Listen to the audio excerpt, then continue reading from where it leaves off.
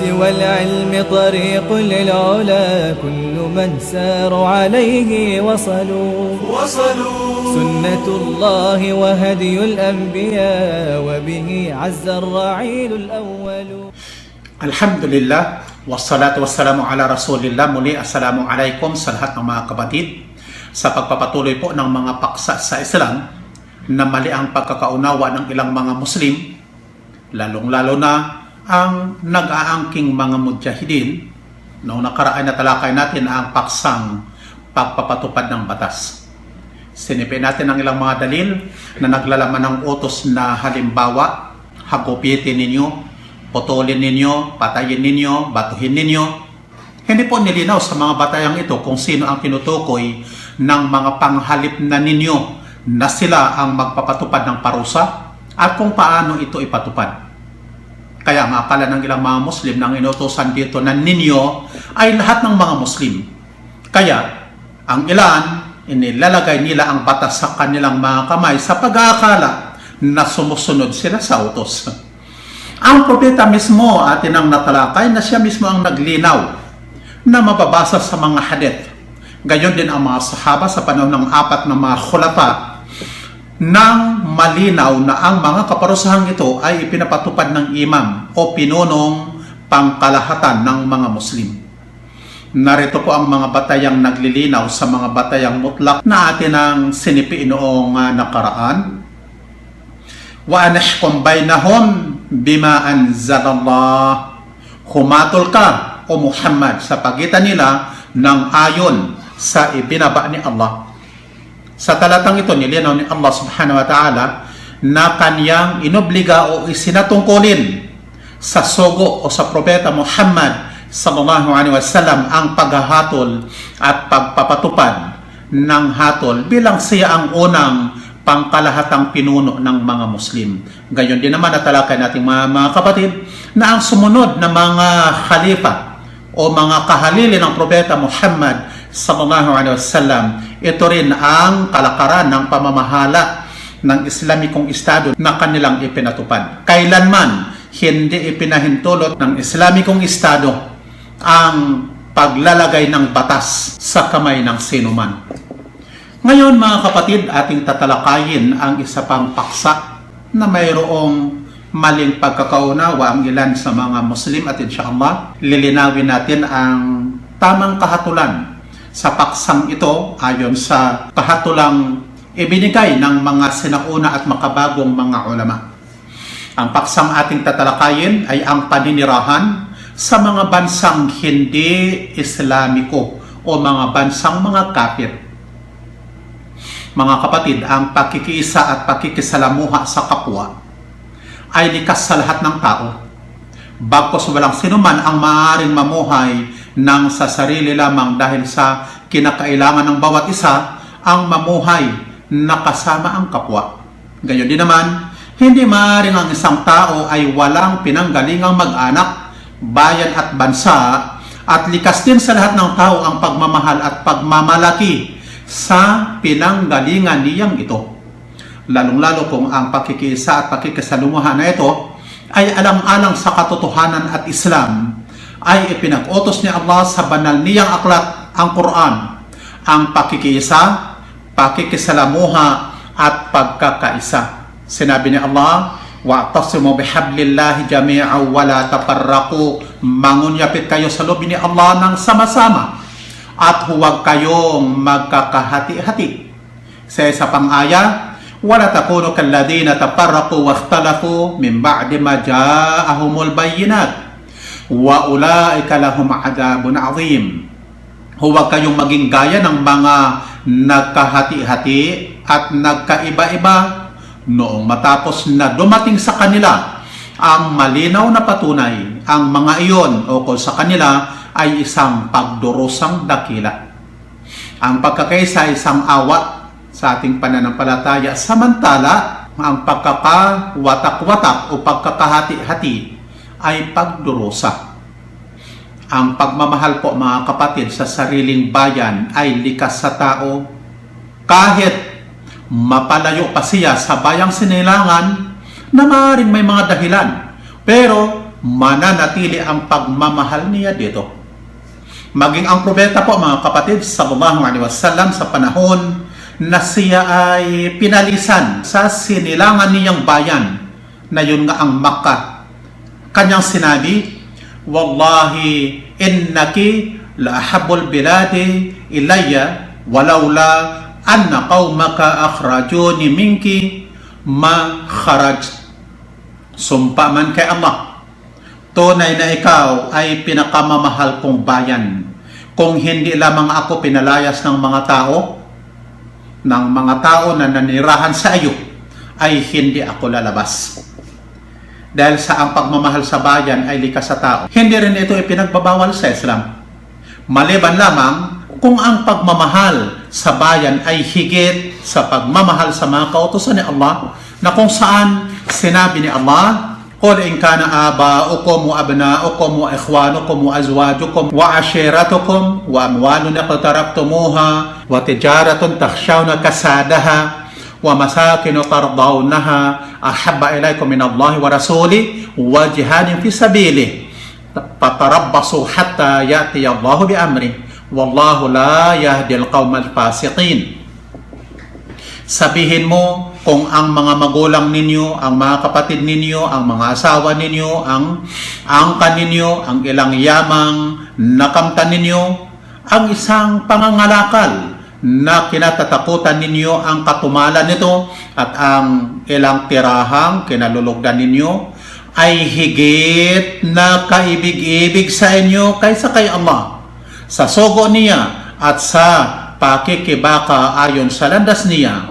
Mag-abang kayo hanggang sa magparating si Allah ng utos niya. Si Allah ay hindi nagpapatnubay sa mga taong suwail.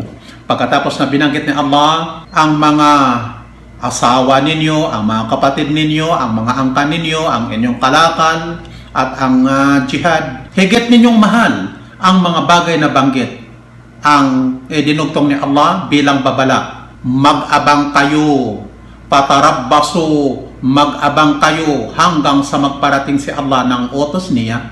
Yun ay babala sa kasalanang ito.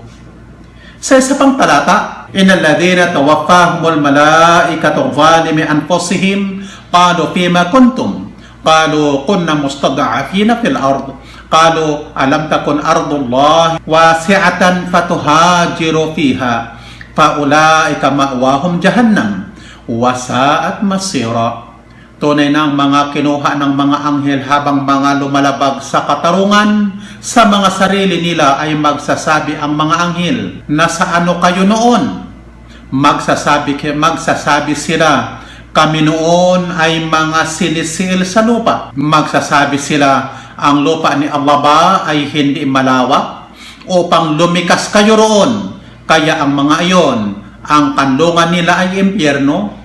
Sumagwa ito bilang kahahantungan. Dadako tayo, mga kapatid, sa dalawang opinyon, na kung saan may dalawang opinyon ang mga fuqaha o ang mga dalubhasa sa batas ng Islam tungkol po sa paninirahan sa bansang hindi Islamiko. Narito po ang unang opinyon.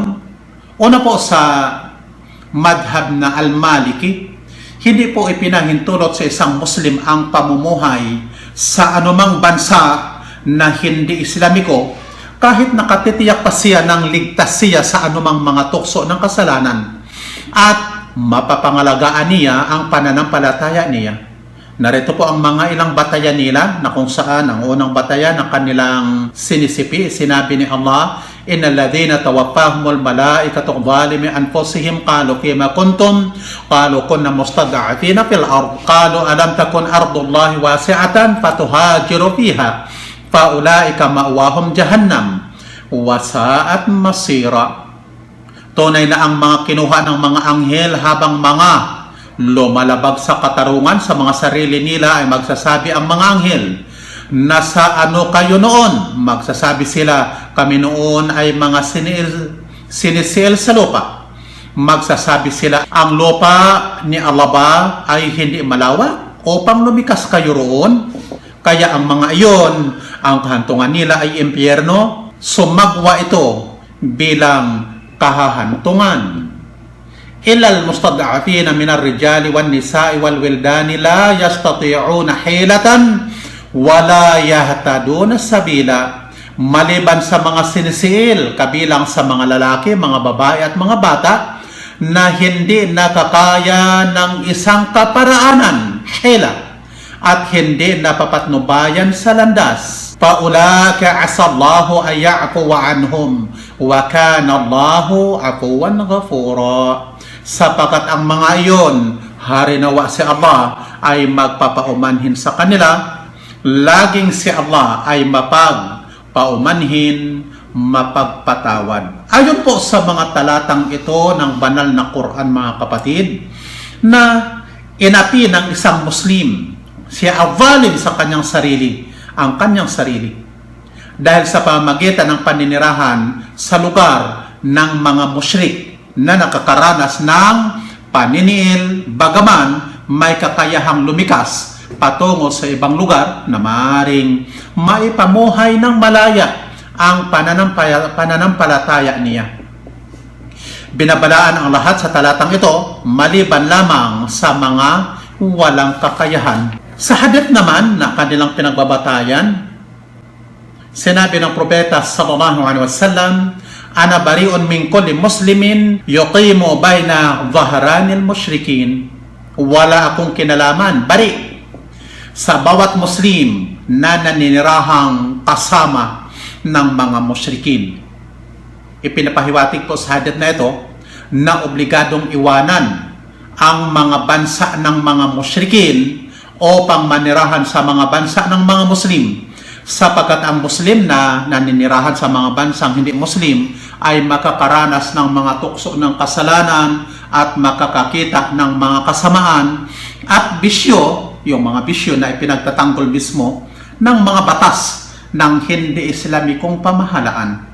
Dagdag pa ang maraming mga obligasyon sa Islam na hindi kayang isabuhay sa mga bansang ito. Ito po ang unang opinyon ng mga fuqaha o mga dalubhasa sa batas ng Islam. Dadako naman tayo, mga kapatid, sa ikalawang opinyon. Ito naman ang opinyon ng Jumhur. Jumhur, ibig sabihin na kararami sa mga dalubhasa sa batas ng Islam, kagaya sa madhab al-Hanafi, al-Shafi'i, al-Hanbali, at maraming mga panta sa panahon natin sa ngayon na ang paninirahan sa mga bansang hindi Islamiko ay ipinahihintulot sa Islam kung may kakayahan ang isang Muslim na maisabuhay ang mga obligasyon niya sa pananampalatayang Islam. Narito po ang mga pinagbabatayan nila. Una, laqad katabana fi Zabur min ba'da dhikri anna al-arda yarithuha ibadiyas salihun. Talagang ang nagsulat kami sa Salmo ni David, matapos ang pagbanggit na ang lupa ay mamanahin ng mga lingkod kong matutuwid. Tahas po, mga kapatid, sa talatang ito na ang lupa ay para sa mga mananampalataya at matutuwid na lingkod ni Allah. Maaari silang manirahan dito hanggat nais nila. Ikalawang dalil, ang hadith ni Qudayt na nag-Muslim at naghangad na lumikas, maghijra kasama ng probeta, subalit hiniling sa kanya ng mga kababayan niya na manatili at ipinangako sa kanya na hindi siya makakaranas ng anumang paniniil o pang-uusig sa kanyang mga kababayan. Pumunta siya sa probeta at nagsabi, Ya Rasulullah, innahum yaz'umuna annahu man lam yuhajir halak. Faqala Rasulullah sallallahu alaihi wasallam, Ya Qudayt, aqimis salah wahjuris su' waskun min ardi qaumika haythu syi'ta. O sugo ni Allah, sinabi nila na ang sinumang hindi lumikas o hindi maghijra ay mapapahamak. Sinabi ng sugo ni Allah sallallahu alaihi wasallam, O Qudayt, isagawa mo ang sala at iwasan ang masama at manirahan ka sa lupa ng kababayan mo hanggat nais mo. Nagpapatunay po, mga kapatid, ang hadith na ito na ipinahintulot ang paninirahan ng Muslim sa bansang hindi Islamiko kung may kakayahan naman na maisabuhay ang mga obligasyon sa Islam. Narito po ang ikatlong batayan. Ito ay hadith ni Az-Zubair bin Al-Awwam. Qala Rasulullah sallallahu alaihi wasallam, al-biladu biladullah wal ibadu ibadullah fahaythuma asabta khairan faaqim. Sinabi ng sugo ni Allah, ang bayan ay bayan ni Allah, ang mga tao ay mga alipin ni Allah. Kaya kung saan ka man magkakamit ng kabutihan, manirahan ka. Nililinaw po sa hadith na ito na saan man matatagpuan ng isang Muslim, ang kapakinabangan ay maninirahan siya roon nang walang pagsasaalang-alang kung Islamiko ba o hindi ang bansa, sapagkat ang bawat bansa ay bansa ni Allah. Ikaapat na pinagbabatayan ay ang una at ikalawang paglikas o paghitsara ng mga Muslim sa Habasya o Ethiopia at ang pananatili nila roon hanggang sa pagbalik nila sa Madina. Ang Ethiopia po noon, mga kapatid, ay hindi po naging Islamiko ang pamamahala. Gayon din ang panatili ni Anajashi na hari ng Ethiopia sa sarili niyang bansa pagkatapos na siya ay nag-Muslim.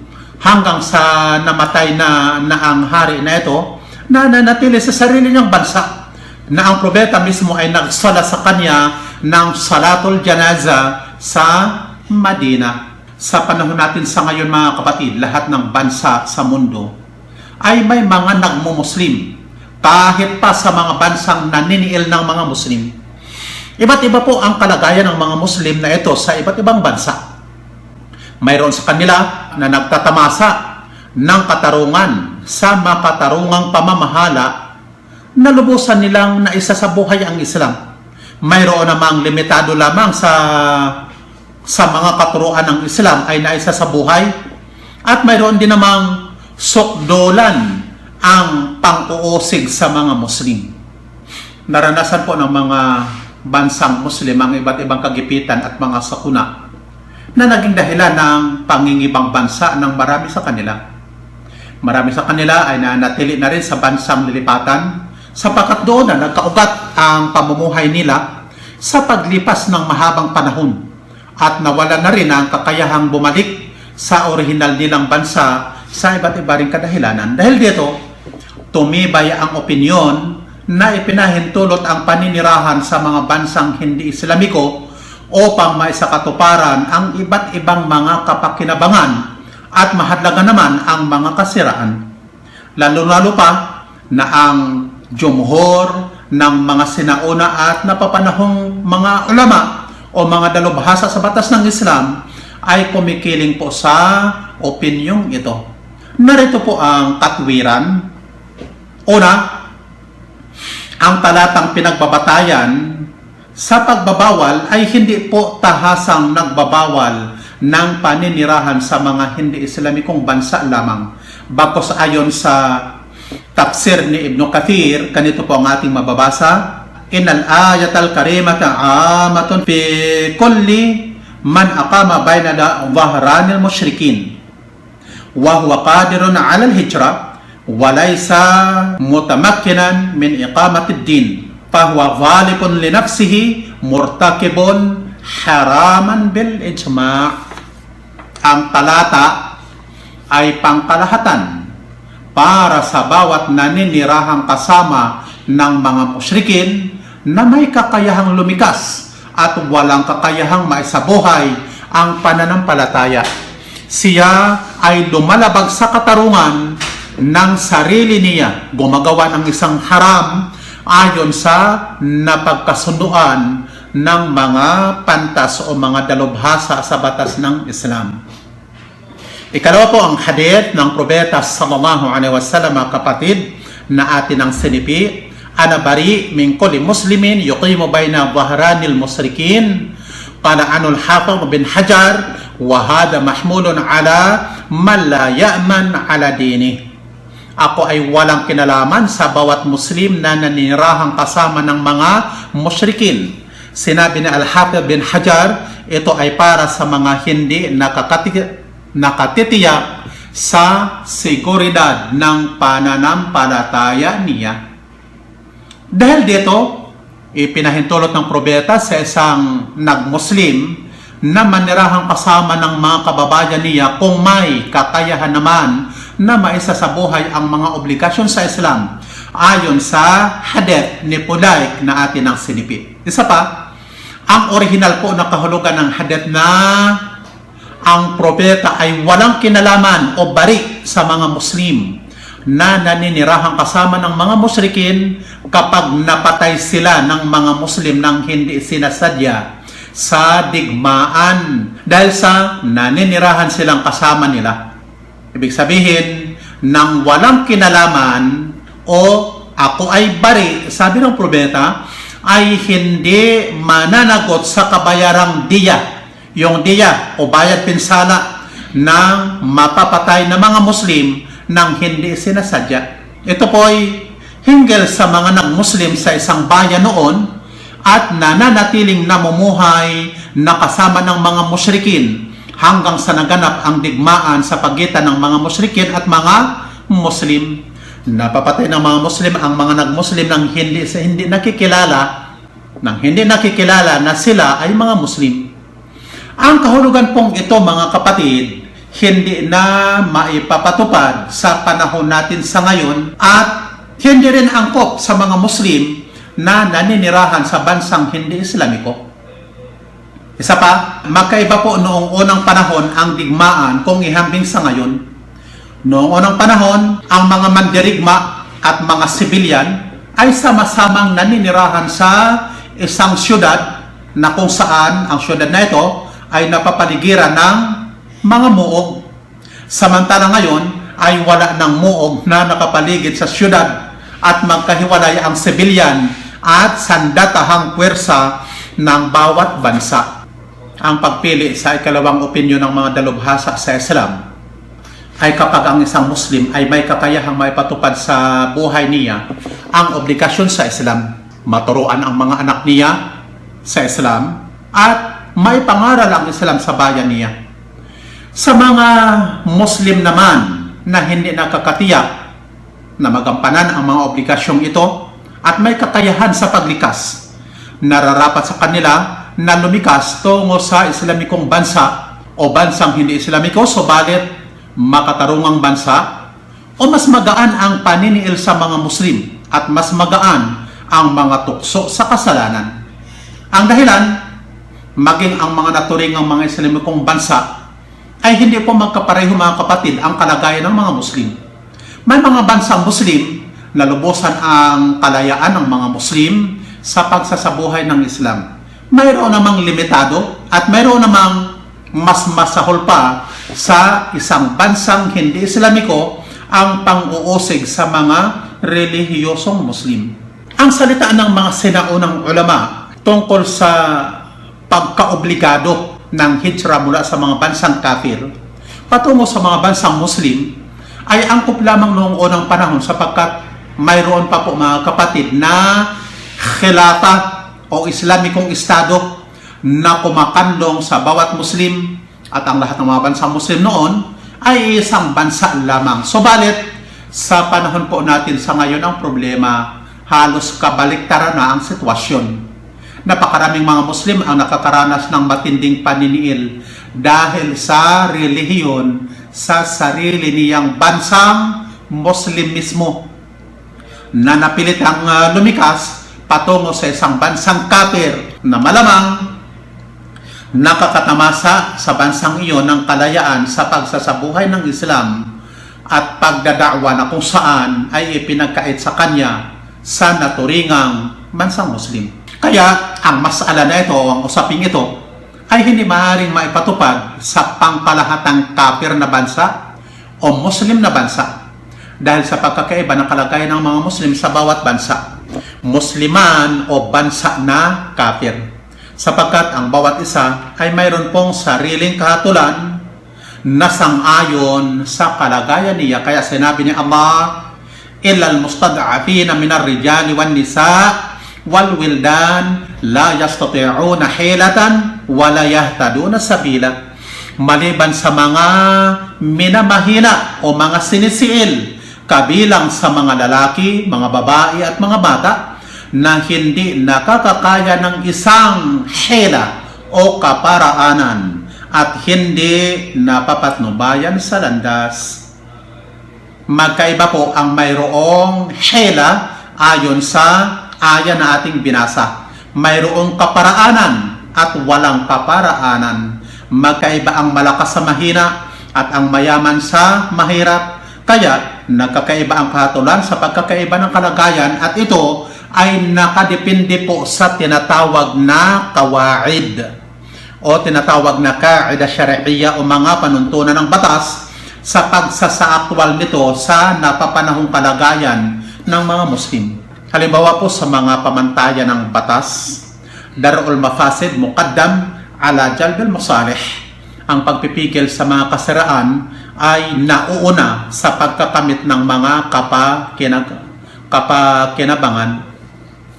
At isa pang pamantayan ng batas, idha ta'aradat maqsadatan ra'iya a'zamuha dararan birtikabi akhafihima. Kapag nagsalungatan ang dalawang nakasisira, isa sa alang-alang ang pinakamabigat sa dalawa sa pinsala sa pamamagitan ng pagsasagawa sa pinakamagaan sa dalawa. O daf'u a'zami dararain bifi'li adnahuma, paghadlang ng pinakamalaki sa dalawang kasiraan sa pamamagitan ng pagsasagawa ng higit na magaan ang kasiraan.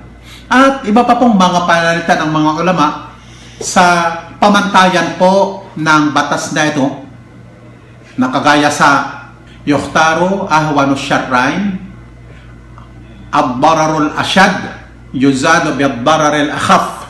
Mga kapatid, isinasaalang-alang dito ang kalagayan ng isang tao sa bansang kafir at kalagayan niya sa kanyang bansa. Alin sa dalawang kalagayan ang mas marami ang pakinabang at kakaunti ang kapinsalaan sa pananampalataya?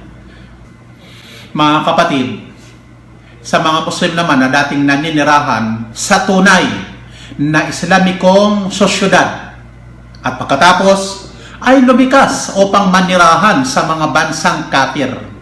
Samantalang hindi naman siya sinisiil sa sarili niyang bansa kasi tunay na Islamikong sosyudad. Tiyak na ang ganitong uri ng mga Muslim ay may kakulangan ang kanilang aqida at nasa panganib ang kanilang pananampalataya sa lilipatang bansa. Kung sa sarili niyang bansang Muslim ay may pagkukulang ang kanyang iman, may pagkukulang ang kanyang aqida, ang kanyang din, gaano pa kaya sa lilipatang kafir na bansa? Mayroong dalawang pangunahing kondisyon, mga kapatid, ang paninirahan sa kafir na bansa.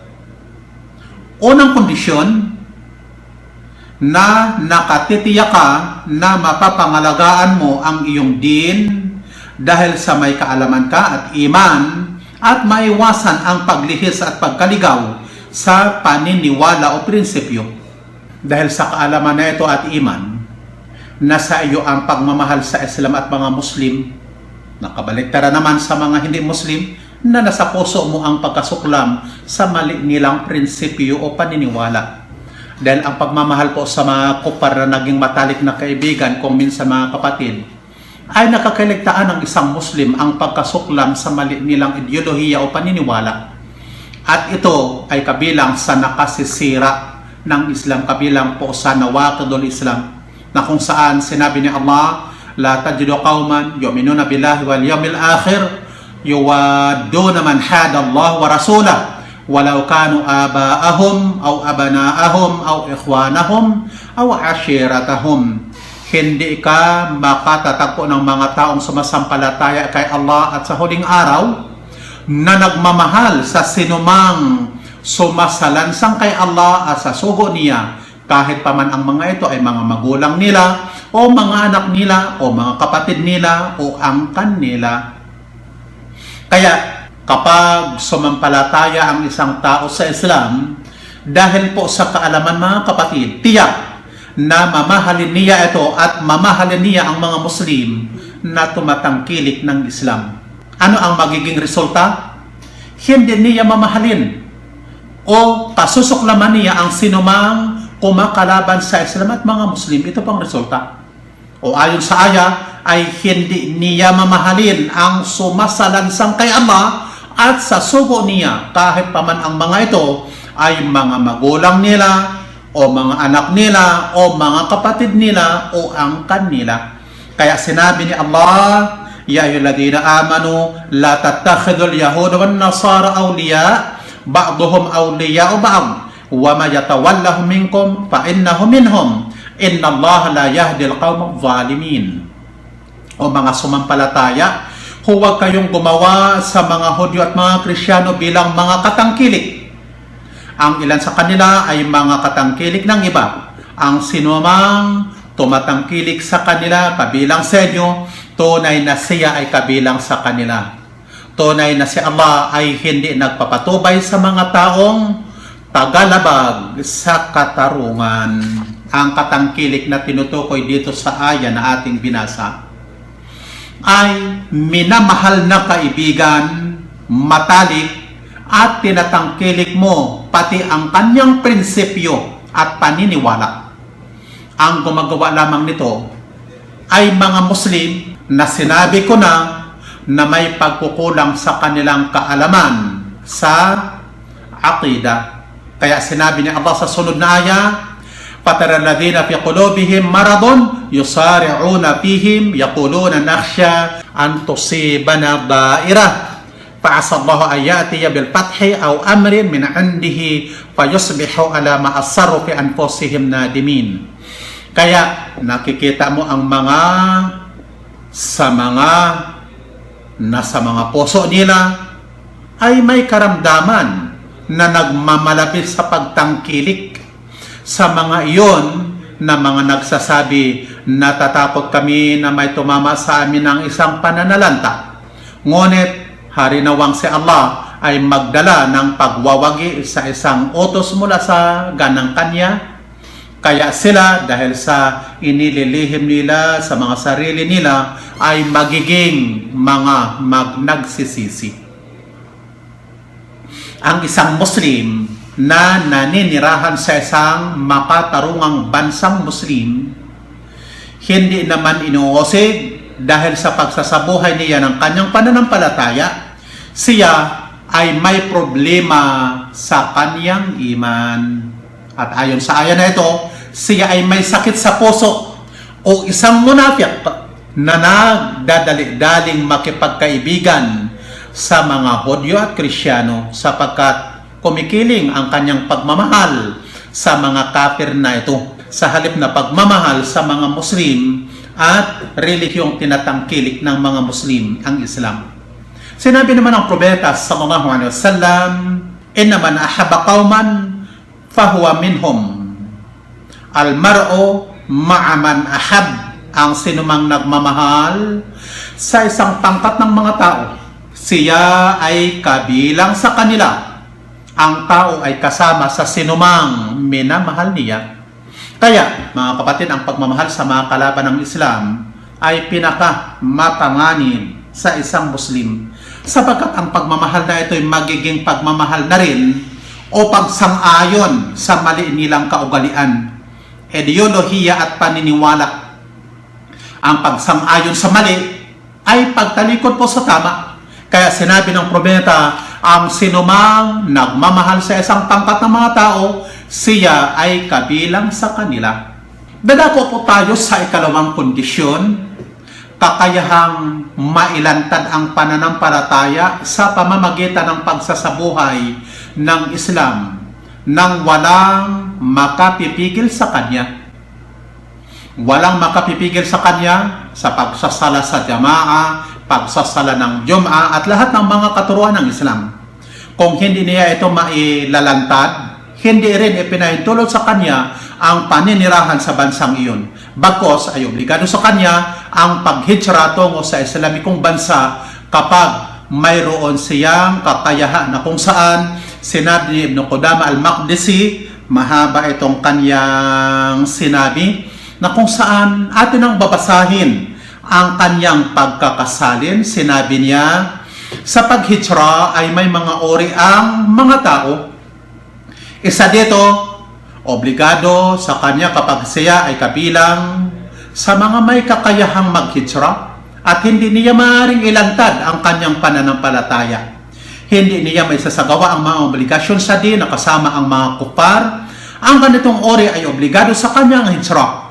Ayon sa salita ni Allah, tunay na ang mga binawi ng mga anghel habang mga tagalabag sa katarungan sa mga sarili nila ay magsasabi ang mga ayon, nasa ano kayo noon? Magsasabi sila, kami noon ay mga sinisil sa lupa.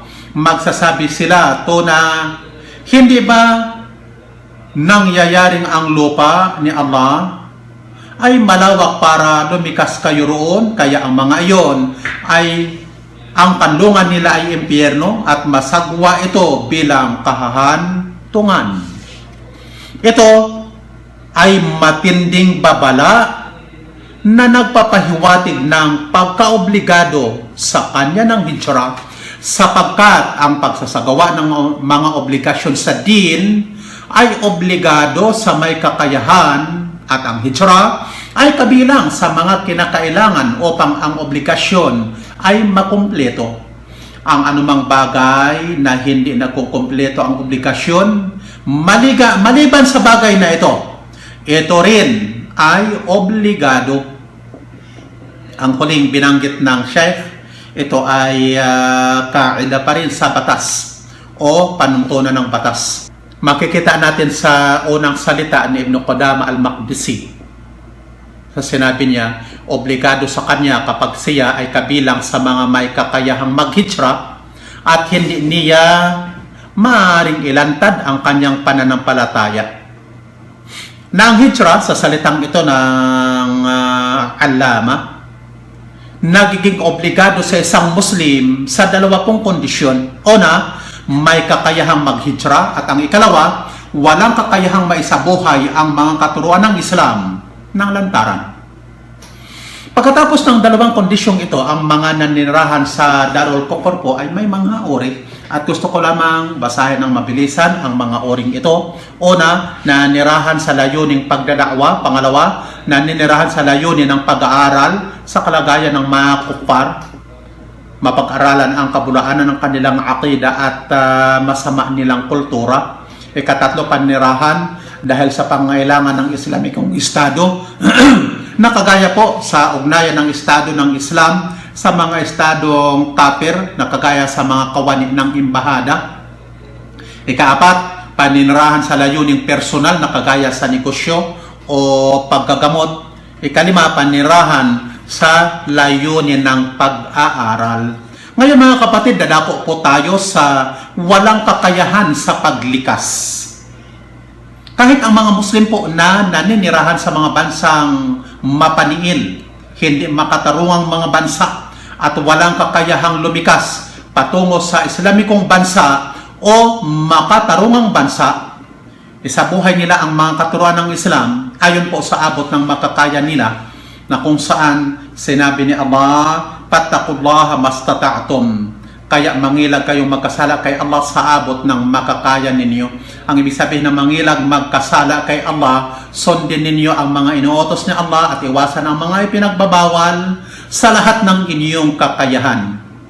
Sinabi pa ni Allah, "La yukallifullahu nafsan illa wus'aha." Hindi nag-aatang si Allah sa isang kaluluwa malibang ayon sa kaya nito. Sinabi pa niya, "La yukallifullahu nafsan illa ma ataha." Hindi nag-aatang si Allah sa isang kaluluwa maliban ayon sa ibinigay niya rito. Sinabi pa ng propeta sallallahu alaihi wasallam, "Kapag inutusan ko kayo ng isang bagay ay gawin ninyo sa abot ng makakaya ninyo." Unang-una po mga kapatid, ang pananampalataya ay gawain ng puso. Walang makakapagpigil nito. Kaya saan man dako naroon ng isang Muslim ay mananatili ang pananampalataya niya. Ang mga obligasyon naman sa Islam na pinagbabawal ng mga hindi Muslim o pamahalaan na gampanan ng mga Muslim ay nararapat na isagawa ng palihim at ang mga ipinahintulot ay isagawa ng lantaran. Ang obligasyon namang wala ng kakayahan pang isagawa batay sa mga nasipi nating mga talata at hadith ay gampanan sa abot ng makakaya at kapag wala ng kakayahan, hindi po magiging kasalanan kung hindi magampanan sapagkat fa'inal ajz musqitun lil amr wan nahi wa in kana wajiban fil asl. Ang kawalan ng kakayahan ay nagpapawalang bisa sa anumang ipinag-uutos o ipinagbabawal kahit ang orihinal sa kahatulan nito ay obligado. Kaya haka-haka lamang at walang batayan ang paniniwala ng mga masasabi nating mapagmalabis na mga pangkat na dapat daw na masimulan kaagad ang jihad o kaya'y lumikas na agad ang mga Muslim patungo sa Islamikong mga bansa upang masunod daw ang mga kautusan ng Islam. Dahil kung manirahan lamang daw ang isang Muslim sa hindi Islamikong bansa, hindi niya masusunod ang lahat ng katuruan ng Islam. Nilinaw na rin natin sa nauna nating mga talakayan na pinamangkatan nating pagpapatupad ng batas. Ang maling akala ng mga Muslim na ang lahat ay mahuhulog sa volm, kufur o fusuk kapag nanirahan sa hindi Islamikong bansa, sapagkat ang pagpapataw po ng parusa ayon sa ibinaba ni Allah o ayon sa Quran ay obligasyon lamang po mga kapatid ng pinuno ng pamahalang Islamiko o khilafa. Hindi po ito obligasyon ng bawat Muslim na kapag hindi nagampanan ay magiging kafir na o zalim at fasik. Dadako po tayo mga kapatid sa pagkakamit ng nasyonalidad. Kalakip ng pahintulot na ito na manirahan sa hindi Islamikong bansa ay ang pahintulot ng pagkakamit ng nasyonalidad sa mga bansang hindi Muslim. Na kung saan sinabi ng isang doktor, si Wahba bin al-Zuhaili, sa pagkakasali na sa ating wika, patuloy tayo sa pagsasabi ng pagpapahintulot ng paninirahan sa mga bayang kufur. Sa sanga dito, patungo sa pagpapahintulot sa pagkakamit ng nasyonalidad sapagkat ito ay isang uri lamang ng pagsasaayos ng ugnayan na magpapaagaan para sa kanila sa mga bagay-bagay at magpapagaan sa kanila upang makinabang sa mga serbisyo nila, serbisyo ng pamahalaan ang tinutukoy. Ano ang katwiran? Una, ang nasyonalidad ay hindi saklaw ng akida natin na al-wala wal-bara. Wala itong kaugnayan sa relihiyon na kung saan ang al-wala ng Muslim ay para lamang sa umma at relihiyon niya at walang kaugnayan sa tinitirhan niyang lugar.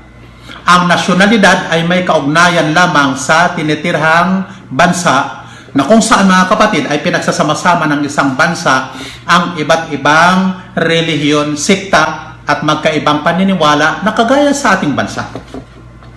Ang nasyonalidad po ay karapatan ng bawat mamamayan ng bansa.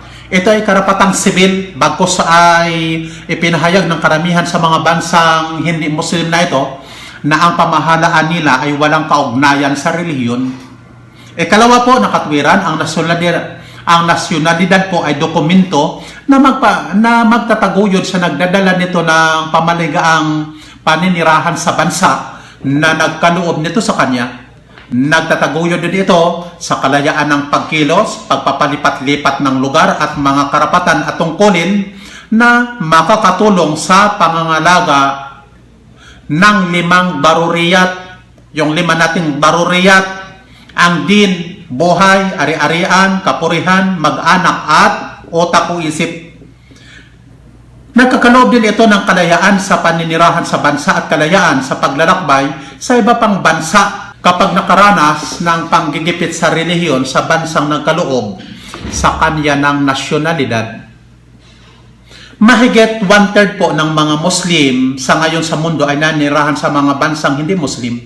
Dito makikita ang kahalagahan ng pagkakamit ng Muslim ng nasyonalidad sa bansang pinaninirahan niya, sapagkat magbibigay ito sa kanya ng pangmaterial na lakas at karapatang pagkamamamayan na kagaya sa iba pang mga katutubong naninirahan, at walang sinuman ang maaaring makapagpapalaya sa kanya.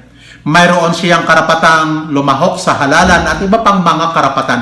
Kailangan lamang panindigan ng isang Muslim ang isang mabigat na obligasyong ipamuhay sa sarili, ipamulat sa mga anak at magpunyaging ipalaganap ang Islam upang maisakatuparan ang kahulugan ng syahada na sinasabi ni Allah, wa kadhalika ja'alnakum ummatan wasata litakunu syuhada 'alan nas wa yakuna ar-rasulu 'alaykum shahida. Gayon namin kayo ginawang isang kalipunan o umma na makatamtaman upang kayo ay maging mga saksi sa mga tao at ang sugo sa inyo ay maging saksi. Inshallah, ang susunod po nating tatalakayin ay ang tunay at huwad na khilafa.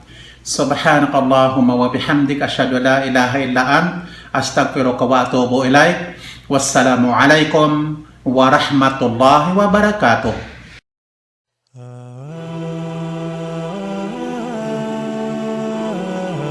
لا سوى العلم طريق للعلا كل من ساروا عليه وصلوا سنة الله وهدي الأنبياء وبه عز الرعيل الأول.